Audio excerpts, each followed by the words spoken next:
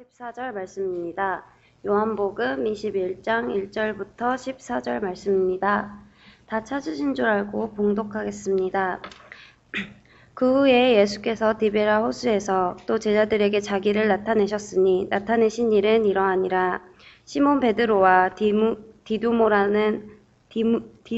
하는 도마와 갈릴리 가나 사람 나다니엘과 세베대의 아들들과 또 다른 제자 둘이 함께 있더니 시몬 베드로가 나는 물고기 잡으러 가노라 하니 그들이 우리도 함께 가겠다 하고 나가서 배에 올랐으나 그날 밤에 아무것도 잡지 못하였더니 날이 새어갈 때에 예수께서 바닷가에 서셨으나 제자들이 예수이신 줄 알지 못하는지라.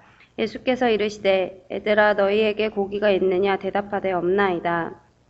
이르시되 그물을 배 오른편에 던지라 그리하면 잡으리라 하시니 이에 던졌더니 물고기가 많아 그물을 들 수 없더라.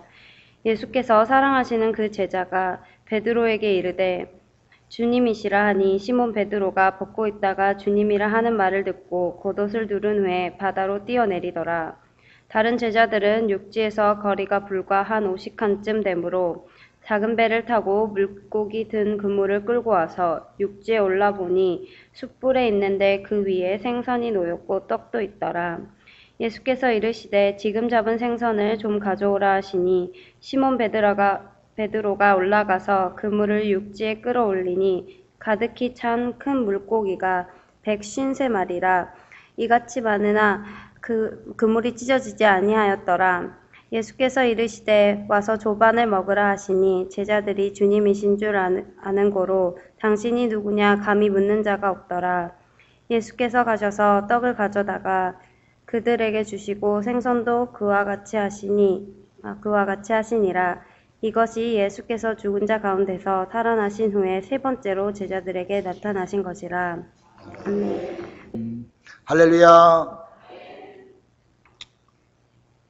베드로처럼 되시길 바랍니다. 베드로는 실수가 많은 사람이지요. 성격도 좋지 않은 사람입니다. 그런데 왜 주님께서 베드로를 쓰셨을까요?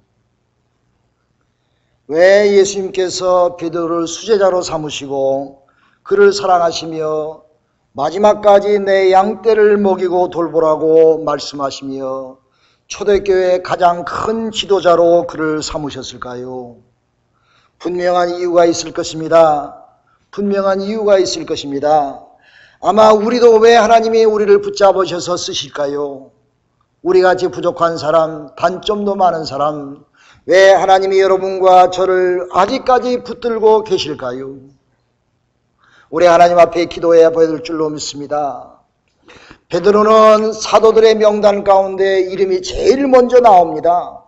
항상 1등으로 언급되는 이름입니다. 또한 베드로는 야고보와 요한과 더불어 늘 가장 예수님께 신임을 받았던 사람이며 변화산에 예수님께서 데리고 가서 아주 그 영광의 모습을 베드로에게 선사해 주었습니다. 베드로가 얼마나 좋은지 선생님 여기서 삽시다. 여기 이상 좋은 데가 없습니다. 베드로가 얼마나 감격했으면 그렇게 주님께 말씀했겠어요. 아마 베드로의 이때의 큰 경험은 그의 인생에 있어서 큰 어떤 그 기적을 줄 줄로 전 분명히 믿습니다. 베드로는 목숨을 다하여 예수를 끝까지 사랑하며 뜨겁게 사랑하며 예수와 함께 가까이서 거닐던 사람이 베드로인 것입니다. 여러분, 초대교회 전승에 따르면 베드로는 로마에 남으면서 여생을 보내고 전도활동하다가 그곳에서 순교했다고 합니다. 그때 로마 네로 황제가 스스로 로마 시에다 화재를 만들어 놓고 불을 질러 놓고 기독교인들이 했다고 뒤집어 씌웠어요. 그래서 64년도에 AD 64년도에 기독교인들 대환란이 있었습니다. 모든 예수를 따르는 자들은 전부 잡아다가 사자바비로 삼았으며 죽이고 찢기고 해서 수많은 사람이 순교당했습니다. 그때 교회에 믿던 성도들이 베드로에게 그랬어요. 베드로 선생님, 당신이 죽으면 우리 교회는 다 죽습니다. 교회를 위해서 베드로 선생이요 로마를 탈출하세요. 자신을 위한 것이 아니라 교회를 위해서 탈출하세요. 그래서 성도들이 하도 간곡히 부탁해서 베드로가 변장하고 로마를 빠져나왔어요. 로마를 빠져나와서 한참 가다 보니까 저쪽에서 남자분 한 분이 가까이 오는데 보니까 부활하신 예수님이에요. 그래서 베드로가 주님 어디로 가십니까? 그렇게 물으니까 예수님께서 말씀하시기를 나는 십자가에 못 박혀 죽으려고 로마로 가는 길이다. 베드로가 다시 말하기를 주님 십자가에 다시 못 박히겠다는 말씀입니까? 그렇게 말하니까 예수님께서 그렇다 베드로야, 나는 다시 십자가에 못 박힐 것이다. 그렇게 말씀하시는 순간 예수님은 사라지셨어요. 그 환상을 본 이후에 베드로는 정신이 번뜩 들어가지고 다시 로마로 향하게 됐습니다. 로마로 향해서 많은 성도들에게 자기가 부활하신 예수님을 보았는데 이리이리했다 말하면서 이 베드로는 로마에서 순교하다가 살다가 복음 전하다가 로마 병정에 붙잡혀가지고 십자가에 못 박혀 죽였습니다. 전승에 의하면 베드로 선생은 거꾸로 십자가에서 죽었다고 이렇게 전해내려고 있습니다.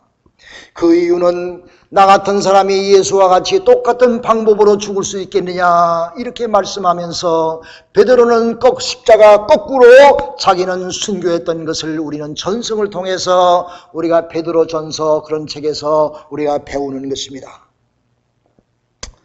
주님은 왜 베드로를 가장 사랑하셨을까요? 왜 그의 신앙 고백 위에 교회를 세웠을까요? 어찌해서 그에게 천국 열쇠까지 주셨을까요? 무엇이든지 베드로는 제일 먼저 예수님과 가장 가까이 있었던 제자이기 때문입니다. 베드로는 항상 주님 가까이 있었기를 원했으며 무엇인지 1등으로 베드로는 모든 일을 감당했습니다. 부르심도 제일 먼저 받았습니다. 주님 부르심을 받자 그물을 다 떼던져버리고 예수님을 그쪽에서 그답 결단해서 주님을 쫓았습니다. 여러분, 그 당시에 어부들은 잘 살았습니다. 어부들 배도 대단한 재산입니다. 그물도 대단한 재산입니다. 예수님께서 베드로를 부를 때에 베드로는 그거 다 상관하지 않고 다 버려두고 주님을 쫓았다고 그랬습니다. 아마 쉽지 않았을 겁니다. 빈털터리면 쉽겠지만은 이래도 저래도 그러니 예수나 쫓지, 그게 아니라 베드로는 그래도 기반이 닦여진 그런 어부였기 때문에 아마 쉽지 않았지만은 예수님이 부를 때에 자기 있는 건 모든 거 다 제치고 주님을 쫓았습니다. 할렐루야. 여러분, 여호수아와 갈렙이 가나안 땅에 들어갔다가 좋은 보고를 했지요. 여호수아는 그 당시 85세였습니다. 85세면은 다 늙을 나이 아닙니까? 그런데 이 갈렙이라고 하는 사람은 이제 땅을 분배할 때에 나에게 산지를 주소서 했어요. 내가 나이가 85세인데 우리 교회 교우들도 다 나이가 나보다 적은 사람보다 많으신 분이 많은 것 같아. 여러분도 갈렙처럼 주여 나에게 산지를 주소서라는 고백을 가지고 주님을 쫓으시기를 간절히 기도합니다. 나이는 상관없어요. 이 갈렙이 이렇게 성숙한 그런 늙은 나이였지만은 나에게 산지를 주소서라는 그런 강한 믿음을 가지고 하나님의 말씀대로 순종하고 쫓은 것처럼 우리의 인생의 삶 가운데서 그 무엇도 주님이 나를 부를 때에, 주님이 나에게 사명을 맡기실 때에 주여 나에게 주소서, 내가 산지를 갖겠나이다, 어려운 일도 내게 하겠나이다, 그런 마음을 가지고 충성하는 여러분과 제가 되기를 간절히 기도합니다. 베드로가 배를 타고 있는데 물 위에서 예수님이 걸어오시는 거예요. 그럴 때 모든 사람들은 유령인 줄 알고 두려움에 빠져 있었어요. 그러나 베드로는 주님 앞에 가장 먼저, 제일 먼저 그렇게 얘기했어요. 주여, 만일 주님이시여든 나를 명하여 물 위로 오게 하소서, 그렇게 얘기했어요. 어찌 그가 물 위를 걸을 수가 있겠습니까? 그는 오직 마음속에 주님 제일 가까이 가고 싶은 마음이 있었습니다. 주님을 가장 사랑하는 마음이 있었습니다. 내가 1등으로 주와 함께 가까이 있었으며 주님께 영광 돌리고 싶은 마음이 있어서 그 흉흉하는 물결이 있었지만은 주님 나를 부르소서 내가 주 앞에 가리이다 말씀하면서 무리를 걸었습니다. 할렐루야. 세상에 무리를 걸은 사람은 이 베드로밖에 없습니다. 비록 그가 걷다가 두려움 속에 빠져서 물속에 빠져 있지만은 그는 어떤 물도 어떤 위험도 어떤 장애도 어떤 험난한 파도도 다 상관없이 오직 주님을 바라보고 물 위를 걸을 수 있는 그런 모든 믿음을 가진 사람이 베드로였습니다. 사랑하는 여러분 신앙생활 속에도 어떤 흉흉한 물결이 있을지라도 어떤 장애가 있을지라도 여러분을 막지 못할 줄로 믿습니다. 어려움은 있으면 있을수록 흉흉한 물결이 있으면 있을수록 주님이 저기 계시니 내가 주님께 가리이다는 그런 확인을 가지고 주님을 쫓는 여러분과 제가 되기를 간절히 기도합니다. 여러분 이거를 아세요? 평범한 질그릇은요 800도면 만들어집니다. 800도 만들기는 별로 어렵지 않답니다. 토기쟁이들이. 그래 질그릇은 쉽게 만든대요. 근데 여러분 최고의 고려 청자와 조선 백자는 1250도가 돼야 된다고 합니다. 1000도가 넘어가고 1250도가 되기 위해서는 정성을 다하여 불을 떼야 되며 얼마나 사고도 많겠어요. 그 고열로 들어가면 터지기도 하고 별일이 다 있지만은 정말 정성을 다하여 최고의 1250도가 될 때에 그것이 청자가 되고 백자가 되는 줄로 믿습니다. 뜨거워지면은 흙의 밀도가 높아져서 강하고 단단해지며 유리 같은 빛을 내면서 아주 평범한 그릇이 아니라 정말 아름다운 그런 매끈한 청자 백자가 돼서 모든 사람들에게 탐을 낼 정도로 청자 백자가 만들어진다고 합니다. 사랑하는 여러분 우리 믿음 생활도 마찬가지입니다. 내가 주일날 그냥 성수주일이나 하고 내 신앙만 잘 지키면 질그릇은 돼요. 쓰임받지 질그릇으로. 그러나 모든 사람들이 탐내며 모든 사람들이 존경되며 가장 1등의 신자가 되며 가장 큰 선신과 봉사와 충성이 되게 희생이 되게 하기 위해서는 1250도가 된다는 말이에요. 내가 볼품없는 질그릇으로 그칠 것이 아니라 정말 모든 사람들이 탐을 내는 흑자와 백자가 되기 위해서 내가 1250도의 인생의 쓴맛을 다 경험하고 어떤 최고의 내가 되기 위해서 최고의 인생을 살기 위해서 내가 몸과 마음과 정성을 다하여 충성할 때에 여러분의 삶에 그런 귀한 열매가 맺히게 될 줄로 믿습니다. 당대의 최고의 헌신과 봉사와 충성 1250도 가마 속에서도 견디고 나타날 수 있는 큰 백자와 청자가 되기 위해서 나는 하나님 앞에 최고의 인물이 되기 위해서 하나님의 칭찬받는 베드로와 같은 사람이 되기 위해서 내 인생의 최고의 것을 하나님 앞에 정성을 다하여 드리며 하나님께 충성하는 여러분과 제가 되기를 주님의 이름으로 축원합니다. 주의 일이면 무엇인지 하고 내가 부름받아 나서니 먼 어디든지 가오리다. 괴로우나 즐거우나 주님 따라 가오리다. 어느 누가 막으리까 죽음인들 나를 막으리까 어느 누가 막으리까 죽음인들 막으리까. 이런 고백 속에서 여러분의 삶에 아름다운 복된 열매가 맺히시기를 주님의 이름으로 축원합니다. 베드로는 예수님의 죽음의 자리까지 제일 먼저 간 사람입니다. 예수님의 부활의 제자 가운데 가장 예수님을 만난 사람입니다. 처음으로 제일 먼저 가장 가까이 주님 위에. 사랑하는 여러분 베드로가 예수님이 부활하신 이후에 예수님이 죽으신 이후에 갈릴리에서 힘없이 고기잡이를 하다가 오늘 본문의 말씀 보니까 밤새도록 고기잡이를 했지만은 헛수고했어요. 아무 고기도 잡지 못했습니다. 여러분의 인생이 아무 고기가 없습니까? 아무 열매가 없습니까? 그냥 허무하기 짝이 없습니까? 내 인생을 되돌아도 보면은 어찌 내가 이 인생을 이렇게 살았을까 후회 막심합니까? 주님이 우리에게 물으셨습니다. 내게 잡은 고기가 있느냐? 주님은 베드로에게 물으셨습니다. 제자들에게 물으셨습니다. 아무것도 없습니다. 주님께서 그들에게 말씀하시기를 오른쪽에 그물을 던져보아라. 제자들은 주님인 줄 알고 말씀을 의지해서 오른쪽에 그물을 던져보았더니 153마리의 고기가 잡혔다고 그러는데 본문에 보면은 큰 고기라 그랬습니다. 여러분, 피레미 몇 마리가 아니지요. 피레미 153마리가 아니지요. 큰 고기 153마리를 잡았다고 그랬습니다. 여러분, 고기가 크면요 집채만한 고기도 있어요. 큰 고기를 153마리나 잡았으니 그들이 끌고 올 수 없는 그런 무거운 고기였지요. 주님의 말씀에 의지해서 그물을 던지니 큰 고기를 153마리나 낚았습니다. 사랑하는 여러분, 말씀에 의지하여 사시기를 주님의 이름으로 축원합니다. 말씀에 의지하여 순종하고 살면 여러분의 삶에 큰 열매가 맺히게 될 줄로 믿습니다. 조그만 고기 몇 마리 잡아서 좋아하지 말고 하나님의 말씀 가운데 순종해서 내가 그물을 내려올 때에 여러분의 삶에 큰 기적이 나타나게 될 줄로 믿습니다. 사랑하는 여러분, 우리 베델 제단의 성도들은 큰 꿈을 꾸시기를 주님의 이름으로 축원합니다.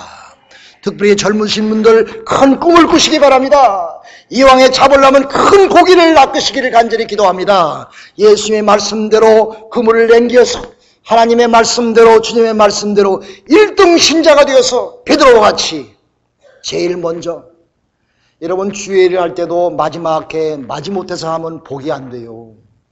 힘들기만 해. 그런데 내가 가장 열심히 하겠습니다. 내가 다 하겠습니다. 나에게 산지를 주소서. 주여 나에게 맡겨 주옵소서. 내가 어떤 어려운 일도 내가 하겠나이다. 무리로 걸어서 주님께 가겠나이다. 그런 마음을 가지고 85세 된 칼렙이 하나님께 순종한 것처럼 여러분 인생의 삶 가운데서도 이렇게 제일 먼저 주님 앞에 가까이 가서 하나님의 큰 은혜와 축복을 맛보는 여러분과 제가 되기를 주님의 이름으로 축원합니다. 할렐루야. 아멘 하면 좋은데 아까 아멘 한 사람만 할렐루야. 할렐루야. 왜 베드로는 했는데 난 못합니까? 여러분 다 할 수 있습니다. 베드로처럼 신앙을 가지세요. 베드로처럼 내가 먼저 하겠습니다. 무슨 말을 하면요 예수님이 제일 먼저 응답하는 사람은 베드로였어요. 베드로였어요. 교회 일도 그렇게 해야 됩니다. 여러분 주님을 선신 봉사하는 것도 그렇게 해야 됩니다. 하나님께서 그 사람을 기억하시고 153마리의 큰 물고기를 그에게 내리실 줄로 믿으시기를 간절히 소원합니다. 베드로는요 성령을 받고 능력을 받아서 예수님의 제자들 가운데 가장 먼저 병 고친 사람이 베드로입니다. 병 고치는 은사를 받았어요. 성전 미문에 앉아있던 안전방위를 40년이나 걷지 못한 사람을 베드로가 내게 없는 것이 있지만은 그러나 내게 있는 건 나사렛 예수 그리스도의 이름으로 명하노니 은과 금은 없으나 예수의 이름으로 일어나 걸어라. 할렐루야. 그가 일어나 걸었습니다. 베드로는 제자들 가운데 가장 먼저 이런 귀한 기적을 체험했습니다. 사랑하는 여러분, 우리 믿음 생활하면서요 성령 충만하지 않으면 안 돼요. 아무 능력이 없습니다. 말만 한 거 말 아무 소용이 없어요. 여러분 성령 충만해서 예수의 기적을 베드로와 같이 체험하는 귀한 자가 되시기를 주님의 이름으로 축원합니다. 여러분 베드로가 감옥에 갇혔습니다. 여러분 인생에 살다 보면 감옥 갇힌 수가 있지요. 인생이 맥히고 안 될 때가 많아요. 이거 돼야 되는데 왜 이렇게 안 돼? 내 사업, 내 직장, 내 인생, 내 가정 문제 왜 이렇게 감옥에 갇혀서 안 돼?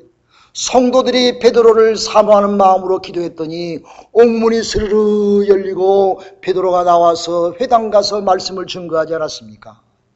사랑하는 여러분, 여러분의 기도로 말미암아 김 목사의 앞길의 문이 활짝 열리시기를 주님의 이름으로 소원합니다.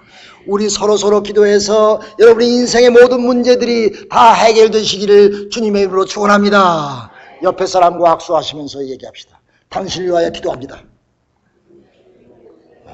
당신을 위하여 기도합니다. 기도가 옥문을 연단 말이에요. 하나님을 사랑하고 주님 앞에 1등 신자며 가장 가까이 하는 그 베드로에게 이런 옥문이 열리는 귀한 기적이 그에게 나타났습니다. 할렐루야. 주님은 우리에게 오늘 이 시간 말씀하십니다. 내가 나를 사랑하느냐?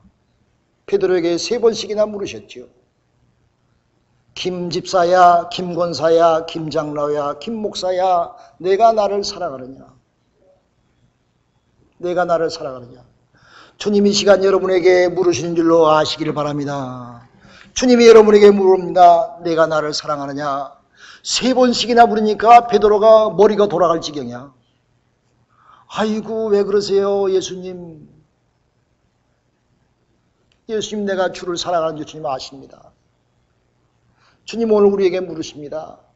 내가 그동안 나에게 충성 봉사했냐? 주님의 몸된 교회를 잘 섬겼냐? 이웃을 먼저 섬겼냐? 얼마나 나를 사랑하는 마음으로 했느냐? 여러분 인사도 말이에요. 내가 먼저 인사하면 돼. 남들이 나한테 인사할 때까지 기다리지 마. 내가 먼저 가서 인사하면 돼. 웃는 얼굴이 어떻게 침 뱉습니까? 내가 먼저 사랑하면 돼. 내가 먼저 인사해요. 여러분 우리 베들교회가 서로 인사 잘하는 교회가 되기를 주님의 이름으로 축원합니다. 할렐루야.